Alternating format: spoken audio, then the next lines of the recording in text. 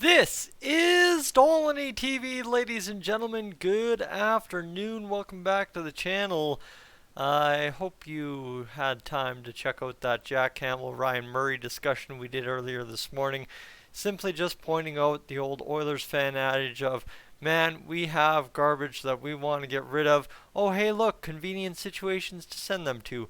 That was the point of the video, in case you need the Cole's notes on that video because you didn't actually pay attention to the whole thing. That's fine.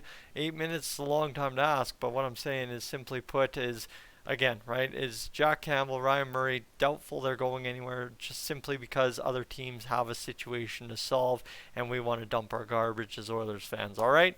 And not calling either Campbell or Murray garbage, just simply saying, right, the connotation around them and their play lately dictates as such. Folks, if you're new to the channel right now, what I want you to do is consider hitting that subscribe button here on Dolynny TV. Would love to have you along for the rest of the season as we are now motoring into what will be just about the next quarter of the season, right? We're 15 games in or whatever now, 16 games in, whatever it is. And we're getting very close now to that 20 game mark where the first quarter of the season will be up and done with here very shortly. Anyway, folks, today the Oilers getting ready in Sunrise, Florida. And, well, we've got some lines to look at for that 2 o'clock game or whatever o'clock game it is out east against Florida on Saturday. I think it's actually 11 o'clock. It's 2 o'clock. Yeah, something like that. We'll worry about that later. Anyway, Connor McDavid remains with Jesse Puljujärvi and Ryan Nugent-Hopkins. I think at times last night they had some pretty dominant shifts. Holloway remains with Draisaitl and Hyman. And I mean, honestly, if you want to beat Florida on Saturday, all you got to do is go out there and get Dylan Holloway a goal. Quite honestly, man, like he had 1,000,001 chances and he is sniffing so close to putting the puck over the line and he just couldn't seem to do it against Carolina again, right? You talk about two guys in the game that could have changed the outcome for the Oilers.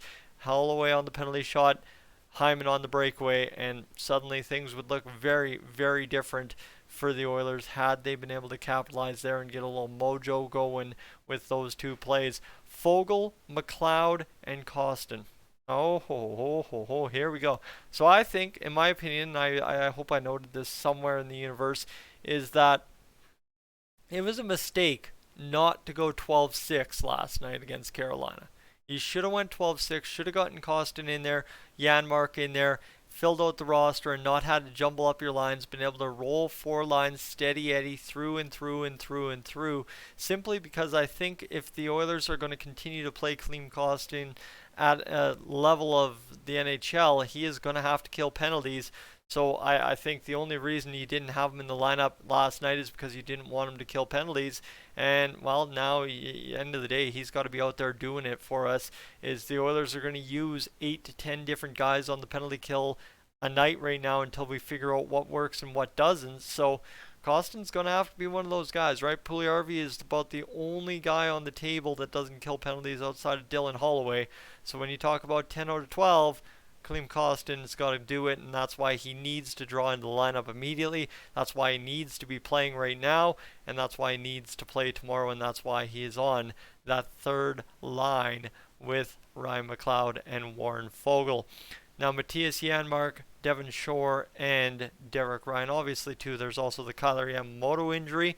Yeah, okay, talk about that, but end of the day, is Kostin is a guy that should be playing, right? Dmitry Samorukov is a guy who would have been playing for the Oilers had we not had Murray, Niemelainen, and Broberg ahead of him.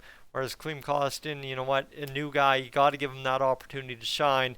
And you want to find a guy that's going to solve problems temporarily. Klim Kostin would be a very good candidate to try and do that for our Edmonton Oilers, as they are without Kane.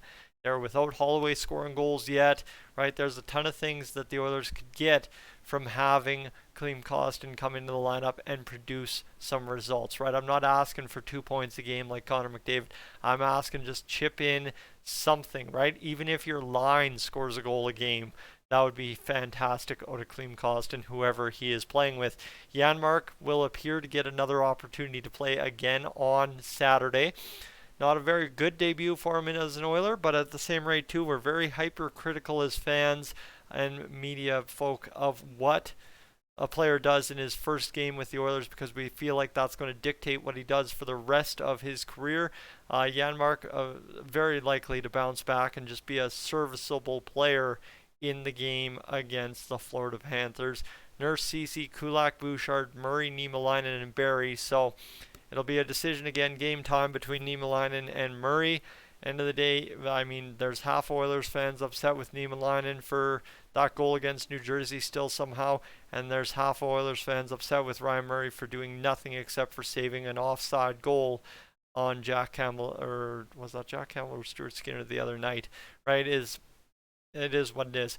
Anyway, the big discussion here is who appears to be the starter in net for the Oilers today, and that is Stuart Skinner. So that's what you need to know. There is the simple fact of the fact. Yeah, it's time to ride Stuart Skinner. It's, you know what, you can say it's even no fault of Jack Campbell, right? The Oilers defense, the Oilers team play has really let the goaltending down, but Stuart Skinner has somehow managed to survive it versus Jack Campbell imploding because of it. So it's time to let Stuart Skinner ride, allow Jack Campbell to figure it out, get ready, and get going. And again, guys, right, it's something will evolve over the season. This time at the start of the year last year, everybody was ready to dump Mike Smith on the moon and not come back for him, and then he led us to the Western Conference Finals. So to give up on Jack Campbell right away because, oh, he wasn't wanted by the Leafs, or the Leafs are laughing at us, at what point has any Oilers fan given a dang about what those goofs over in Toronto think, right? We've been slanted by them our entire lives, and you think now all of a sudden, oh, they're laughing at us, so we should feel bad? Come on, guys. Come on. Pick yourself up off the floor, dust yourself off, give yourself a pat on the back, and realize you're an Oilers fan. And as part of being an Oilers fan, you gotta, even if you're not from Alberta, you got a little bit of that Alberta spirit in you, and you're a lot tougher than that. All right, toughen up. Let's go, cowboy up kind of deal, whatever you want to say, and get this going out here in Alberta. All right, that's where we're sitting. Is one of those things right now for the Oilers. Is you can give up on them 15, 16 games into the season, but it ain't worth it. Right? How many times did I call for Dave Tippett to be fired before he was fired? And it took sometime in February for it to happen last year. And at the end of the day, we still end up making the Western Conference Finals hunky-dory.